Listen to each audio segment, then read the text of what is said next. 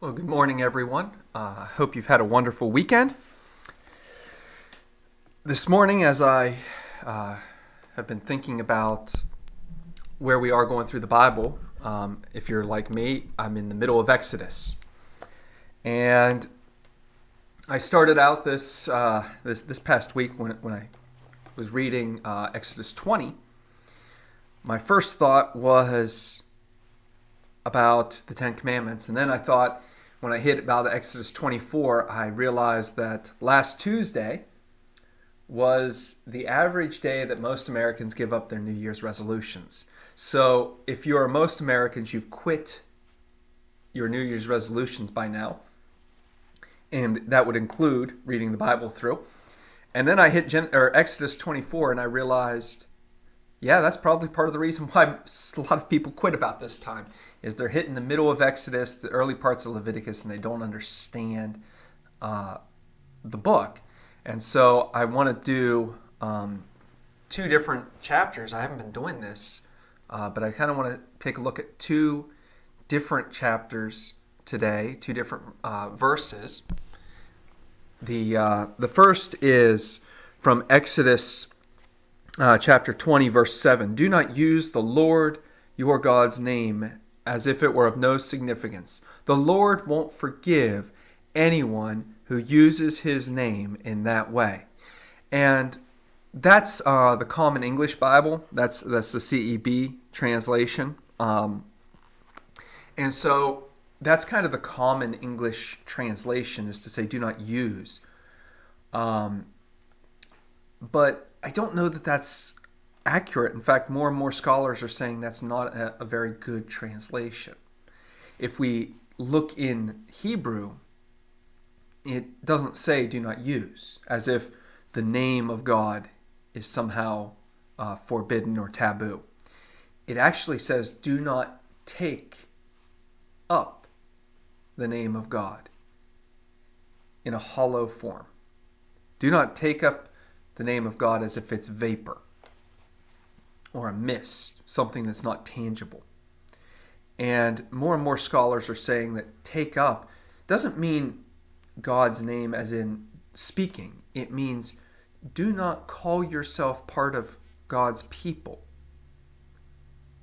as if that means nothing. Do not put the name of God on your as your identifier if that means nothing to you. In other words, don't call yourself a Christian if you're not going to live the life. Or specifically, I should say, for the people of Israel, don't call yourself an Israelite if you're not going to live out the commandments. If you're not going to live out what it means to be an Israelite. So for us today, it would be don't take up the name of Jesus if you don't plan to live that out. It's actually a lot more, I think, poignant that way, to say that we should not try to be God's people, do not act like God's people, if we can't live out what it means to be God's people. That's a very difficult thing for us. We so often want to just live out our lives the way we want, going to church on Sunday, but that's not what's stressed here in the Ten Commandments. The other verse that I really want to read, and this is because it is very much how we live. If I can find it here, I think I went too far. Yeah. The other parts I want to read. I'm not gonna.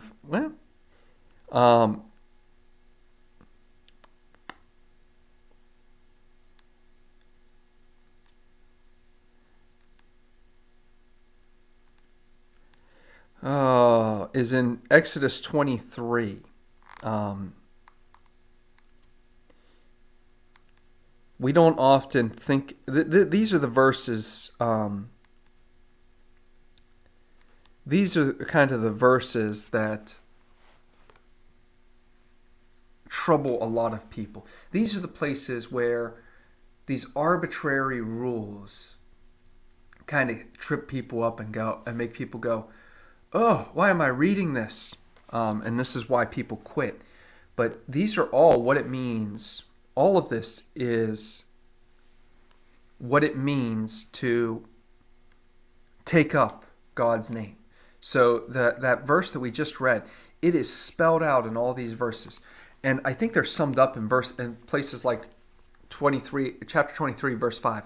When you see a donkey that belongs to someone who hates you or an enemy, and it's lying down under its load, and you are inclined not to help set it free, you must help set it free. That kind of verse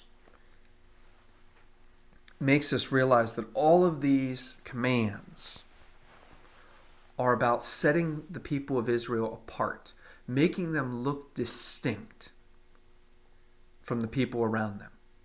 You will set this person's animal free even if you don't like this person, because it's the right thing to do. Later on, just a couple of verses down, let's just continue. Don't undermine the justice that your poor deserve in their lawsuits. Stay away from making a false charge. Don't put an innocent person who is in the right to death, because I will not consider innocent those who do such evil. Don't take a bribe, because such bribes blind, clear-sighted, and subvert the cause of those who are not in the right. Don't oppress the immigrant. You know what it's like to be an immigrant, because you were immigrants in the land of Egypt. All of these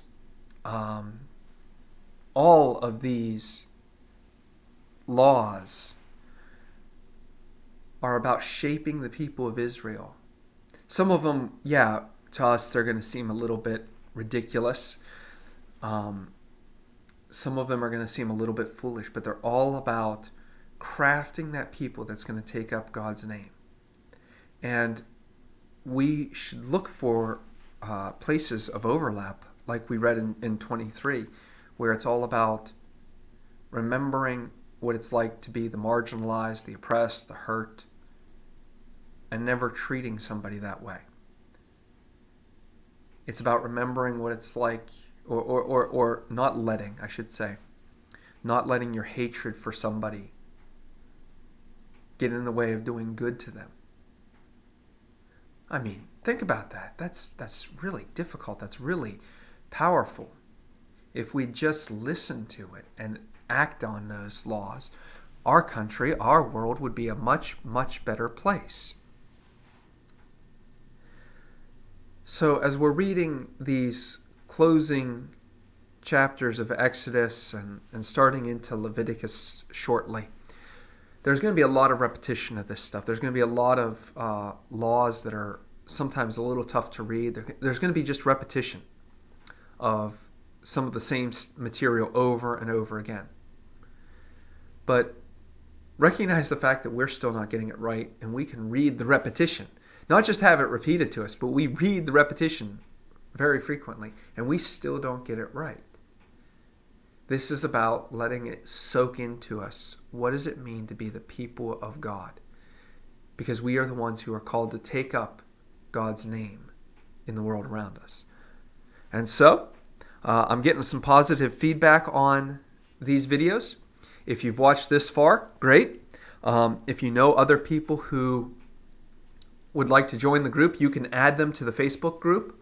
It's very simple. I just added the people who are my friends. But if you want to add somebody, you can add members to this group. That's perfectly okay. If you're liking the videos, let me know. I will. I might make more of them. Instead of once a week, maybe I'll go twice a week. They're really great for keeping me kind of engaged in reading. If I'm making a video, I have to be caught up on my reading. Make sure to comment what you've liked and not liked about reading the Bible through. Also, if people don't have Facebook and they still want to watch these videos, they are available through the church website. Just go to either Canal Louisville or Prairie Chapel's websites and There on the website, there is a tab called Bible Study, and there's links to the videos and everything else. So all people need is internet access. They don't need to have a Facebook account. Hope that you're having a great day, and I will see you next time.